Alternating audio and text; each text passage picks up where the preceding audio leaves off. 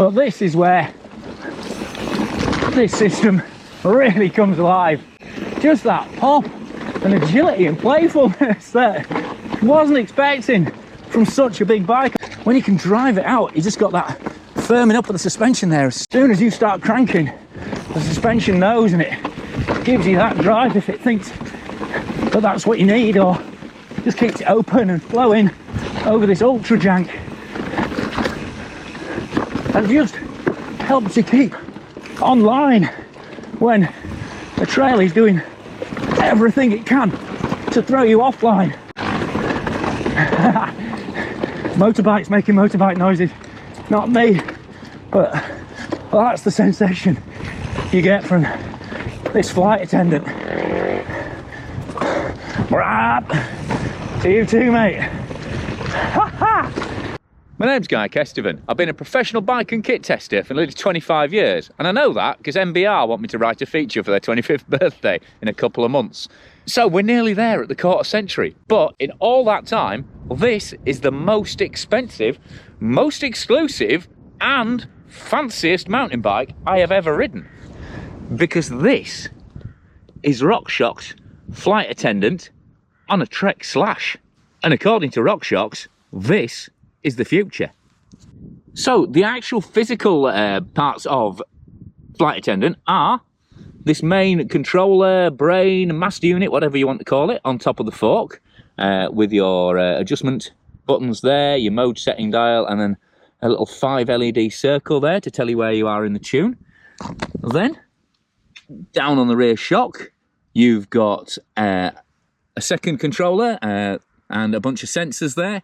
And then down here on the flip side, you can see there's a little axis sensor, and that pedal sensor is absolutely key, because that gives it a kind of predictive nature, because obviously if you stop pedaling, you're generally doing that because you're going downhill, going to do a jump, a drop, or hit some rocks. So it kind of gives a little bit of forewarning to all the impact sensors, accelerometers, tilt sensors.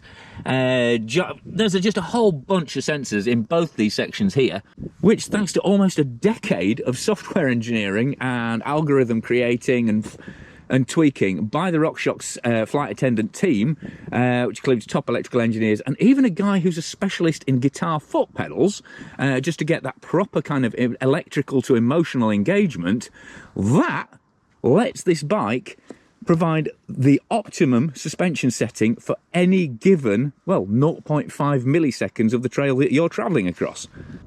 And then this is the SRAM Axis Control app, and you can pretty much control everything about your bike and how it rides through this little app here wirelessly. I mean, you can do it off the fork top as well, but you know, who doesn't want to be this fancy in terms of how they adjust your bike? So you've got bias adjustment, and that is, well, I'll talk about it later. Basically, that defines how sensitive the bike is.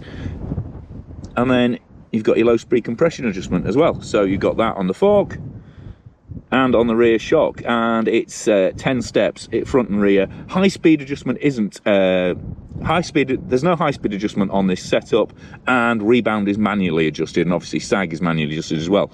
But apart from that, you've got all the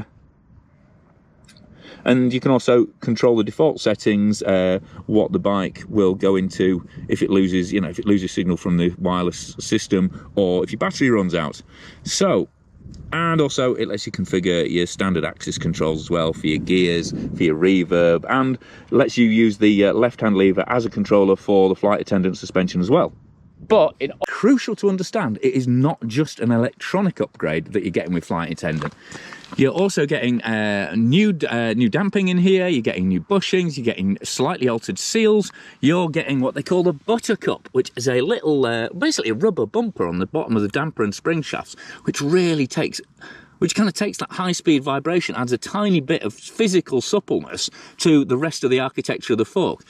You're also getting built-in torque cap adapters, so if you're running a wheel that doesn't come naturally with oversized axle ends on it, that'll take up the space, which, you know, again, it's a very small change, but really, really significant.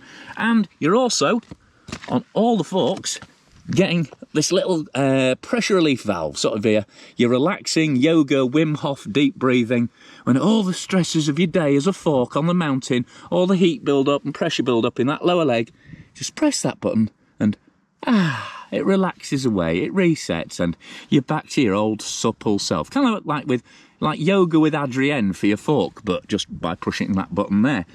And also on the rear shock, completely revalved. It's now got 15 clicks of rebound in there. It's got new bushings again, new seals, new fluids. So you're not just looking at a brand new electrical sensor package, you're also looking at a completely new set of fork internals and shock internals, and that is in itself very, very significant.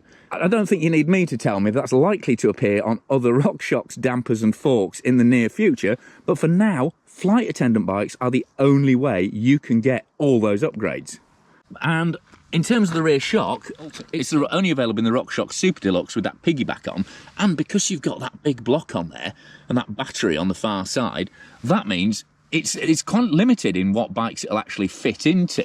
But I mean, you've got a little more leeway on the fork because the unit sits on the back here. That's your Axis battery, and that comes in the Zeb, which is what I've been riding here. But there's also a Lyric version and a Pike version. And this is an incredibly exclusive system. I mean, currently only available on 6 bikes across 4 brands, the cheapest of which is 7.5 grand, the most expensive of which is 12.5 grand, and I don't even know how much this Trek costs with like full Axis, full zip wheels, and, you know, top of the range Trek / frame. So, incredibly expensive, incredibly exclusive.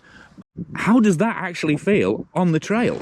So, it's been massively easy to roast Flight Attendant. It's insanely expensive, and it's only available on 6 bikes at the moment, like I say. And really, the actual electrics are just a very fancy kind of 3-mode compression remote. You know, like a Scott twin lock setup. The difference is, well, that's totally manual. This suite of sensors is doing those adjustments and calculations once every 0.5 of a millisecond, up to hundreds of times an hour, depending on what setting you have it in. And you can hear it whirring away in the background. But apart from that, it's just remarkably kind of unobtrusive. So, I mean, obviously you've got the whole, oh no, I've left my lockout on, bonus of having automatic multi-sensor suspension release, but also because it's properly 4D, because you've got that pedal sensor on there, it knows almost before, well, definitely before the impact sensors do, that there's likely to be some rough stuff coming up. And most of the time spent on this has been refining that algorithm. Like I say, there's a guitar pedal engineer involved just to get that kind of electrics into the emotions, synchronicity, that really natural feel. So it, even in different bias settings, it's very, very accurate in when you want it to come off, when you want it to be on. Once you've got where you want the suspension set for each track or your bike, then it's just totally brain free. Just feels brilliant over everything. Because I've ridden pretty much every electric remote system around, even back to K2 Smart Shock back in the 90s.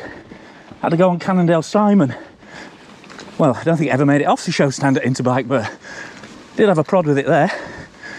Ridden Lapierre Eye, ridden Live Valve, ridden Specialized Brain a ton, but this is very, very different. For a start, it likes to be on. It likes to let you use that suspension, which is a massive difference compared to Brain and Live Valve, which, given the chance, kind of switch the suspension off and leave you perched, leave you high, leave you rigid. It's not a good feeling, especially on a long travel bike. So it's taken nearly a decade for this to be ready. Literally thousands and thousands of hours of riding and tweaking in the field with laptops run after run. But it's not completely automated. You've also got 5 different bias settings, 2 each side of kind of the default normal, so you can make it more prone to firm up or more prone to stay open, depending on your taste, terrain, and what bike you're riding. So obviously if you've got a fully active bike, you might want to use the electrics to firm it up, or vice versa. But unsurprisingly, where it's most obvious is when you transition from climbing or pedaling into the attack on the descent, because it feels that your feet stop moving, the tilt sensors feel those turns, the impact sensors, the yaw sensors, it's all telling that suspension what to do from the 3 modes it's got, whether it's pedal, open or locked, and it adjusts front and rear separately as well, so it can basically play chords but with 170mm of treble to play with. The ability for it to suck up treble when it's fully loaded and then punch out under the pedals is insane. And then when your legs die and you hit something rough, up she opens, pedal mode, just enough for traction without bogging down into that vast suspension stroke. You come off the road straight into a compression and a rooty bit, and you need that fluid traction. That's probably where it's most impressive as a lockout system. This is still a 16 kilo bike with big sticky tyres and zip wheels on. There's no doubt having it automatically locking out makes sections like this a lot more bearable, because the times I've set it deliberately soft, oh my lord, difference is remarkable. But then again, of course, on a conventional bike I could just reach down and flick that lock out manually, so definitely not essential. If this was a race situation, being locked out for those first few pedal strokes gives you, if not a massive kind of efficiency edge, because it's only a few meters, but I reckon psychologically just really helps knowing you've got that snap on your side. Even just sections like that can feel just a lot firmer than it would be on this bike fully open. And then it's so smooth on descent, and that's not the electrics, that's this completely new set of damper internals and valving on the fork, and completely new internals on that rear shock as well. And you know, SRAM have not been daft here. It's way more than just an electrical system going on here. It's definitely the best Zeb and Super Deluxe I've ever felt. They really are incredible.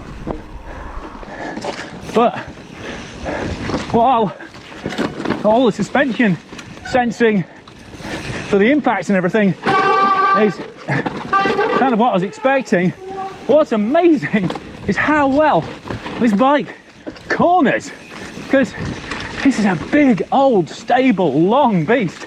But whether I'm drifting on loose rock or dropping in on kind of sketchy, loamy, muddy stuff like this, it's just so sensitive off the top and then so planted in the mid-stroke. It's like it builds its own catch berms. Just insane. I'm just basically descending so much better on this and cornering so much better as well. And saying the component setup makes you faster everywhere on the trail is a pretty big statement. But I've just been PRing all over the place on this bike, whether that's big, blown out, rocky descents in the dales, where I've been pedalling, where I'm normally hiding behind the bars in terror, or it's sketchy, slippery, woodsy runs like this. And the other thing is, the whole bike just feels more agile, hoppy and alive, which, when you're looking at a bike this big, which normally is a proper plough, this beast, just feels like a mid-travel, mid-weight trail bike. But ultimately, what all this complexity does is make riding your bike, even on the most technical descents, a lot simpler and a lot more controlled. And that's the brilliant thing about Flight Attendant. And while it's ultra exclusive now, I think what we'll see once this starts trickling down, and even, you know, the ability to make bikes that are almost like modern fighter jets, where they don't even work without the software, opens up a whole new level of suspension performance and possibilities. So, well, you're unlikely to see this on the trails, and I've been very privileged to ride it. It's an incredible system, and it really does do some amazing things. Fair play, Flight Attendant. This is next level. So there you go. I think I've thrown every possible superlative. Game changer, best suspension bike I've ridden, phenomenal, just poised, agility, stability, everything you want from a suspension bike, plus a pedaling kick like you wouldn't believe for such a long travel bike. Flight Attendant genuinely delivers it all. So yeah, it is insanely expensive, it's insanely exclusive at the moment, and you know, it's certainly not essential. You can do something pretty damn close to this with a manual lockout system, just flicking it on. It doesn't even have to be on your bars, just flicking it on with your top of the fork and the side of the shock. But combined with all these advances in the suspension, this is properly taking the game up a notch, and a big old notch at that. So massive thanks to SRAM for lending me this test bike. Thanks to Giro Cycling UK, thanks to Peatys, thanks to Crud, thanks to Can't Quit Cartel as well. Massive thanks to my Patreon supporters who pledge on a monthly basis, and they help me spend the time making these edits and getting them onto YouTube for you. So if you really like what I'm doing in the channel, please consider pledging on a monthly basis, and you'll get exclusive, extended, behind the scenes and ad-free cuts as a result. Make sure you click for notifications, click to subscribe, and give this video a thumbs up like. But I would expect a ton of questions about this system, maybe some heat as well for praising it so much when it's this expensive. But think of this as a development bike, think of this as the next step potentially in suspension, and you really are talking about something very, very special for those lucky enough to be able to try it and afford it. But for now, I've been Guy Kesteven on Guycast TV, talking about RockShox's incredible Flight Attendant.